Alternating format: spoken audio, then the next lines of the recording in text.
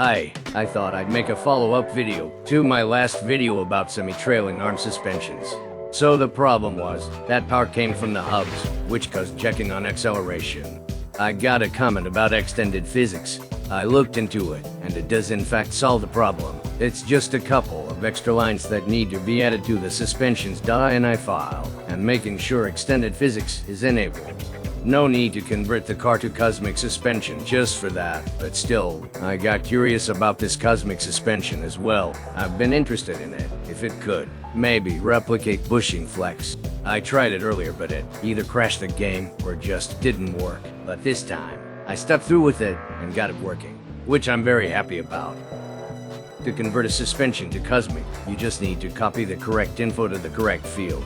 Two distance joint A's are the old car bottom entries, aka the lower control arm inner pickup points, and they share the same B point, which is the tire bottom entry in the old one. Same for the upper arm, but the numbers need to keep ascending, so the lower could be distance joints 0 and 1, and the upper distance joint 2 and 3.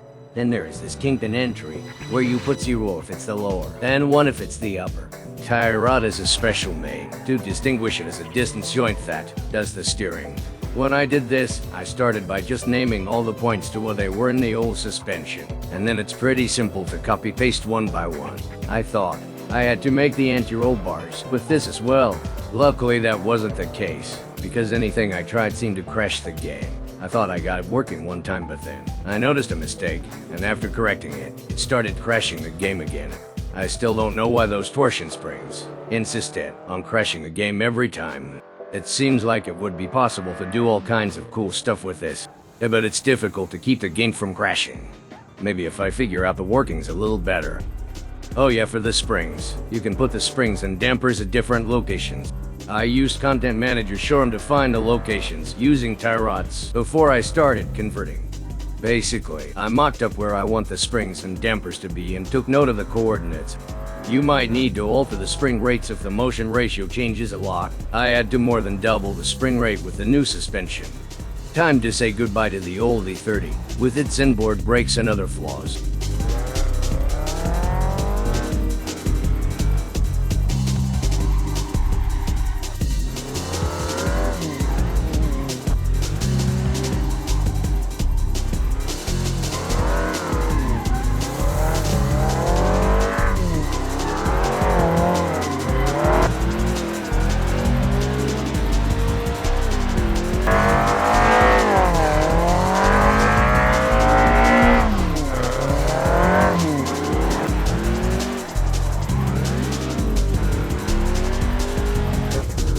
And here's the new E30.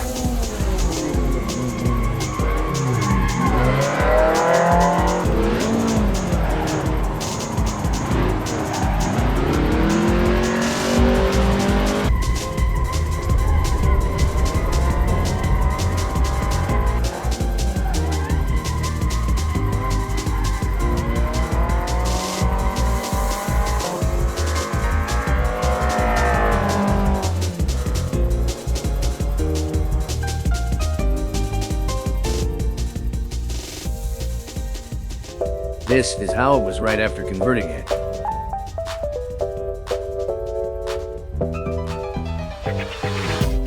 You can see the dampers and springs in separate locations. Still, no anti-roll bars or anything else. The spring rate is too low, but I fixed it later. Well, anyway, you can see the torque reaction works like it should.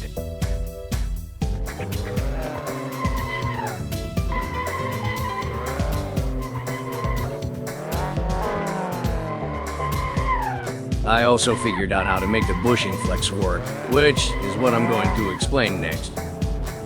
Hopefully, in this view, I'll be able to point out the things I'm talking about. The file is a little bit long, as you can see. First, I'll point out the torque reaction fix that's part of extended physics. You don't need to convert the car to cosmic for this to fix the issue.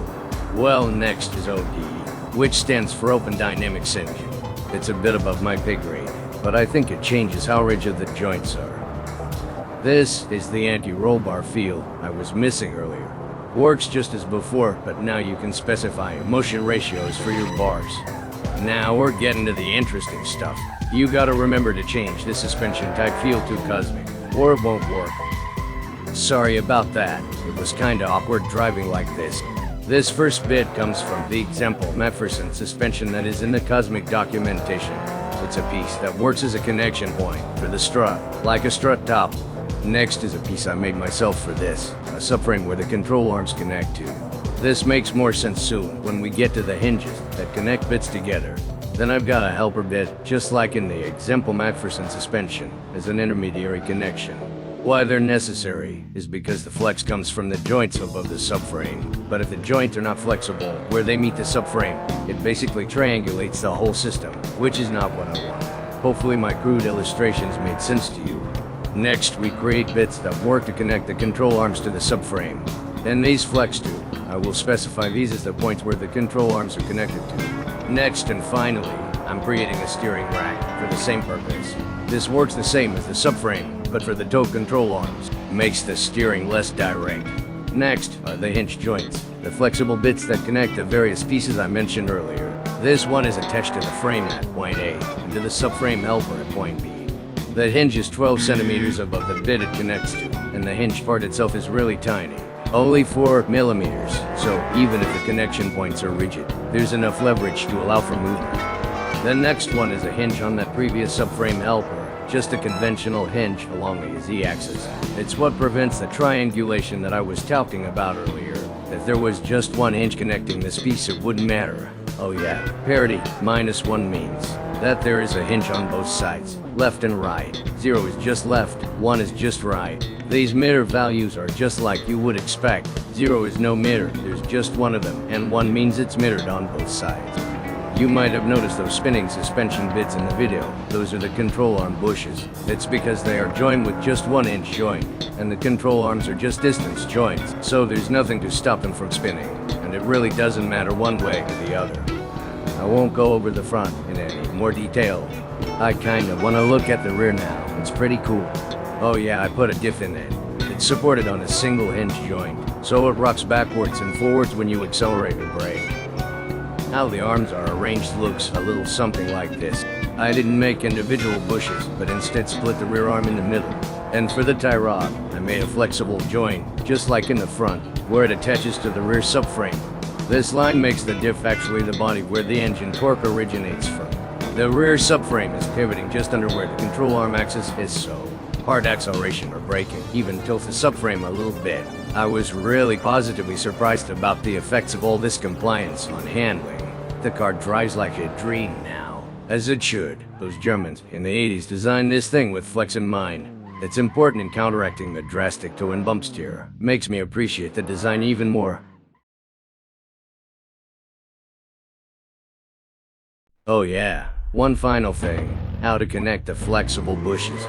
This body A is needed to connect the hinge to the subframe and not the chassis, and body B makes the other end connect to the body called SJ mount, and not the hub. You can stop the bush from spinning by using 2 joints like this, but honestly I think the spinning ones are better. I guess you could do some evil things like making a spinny bushing, but make it off-center, to induce some extra excitement, like if it's purposefully supposed to have a ton of slop in the steering. On the steering link, body A specifies that SJ mount is what it connects to, and not the chassis. I think that should cover most of the important bits I figured out for now. I'm just gonna let this run roll for a few minutes till the end. Thanks for watching. Hit that play button on the song that's open in the tabs if you've got one open. I recommend Walking on Ceilings by Novecento. Oh, and what car will you convert to Cosmic? Are you working on something? Let me know in the comments.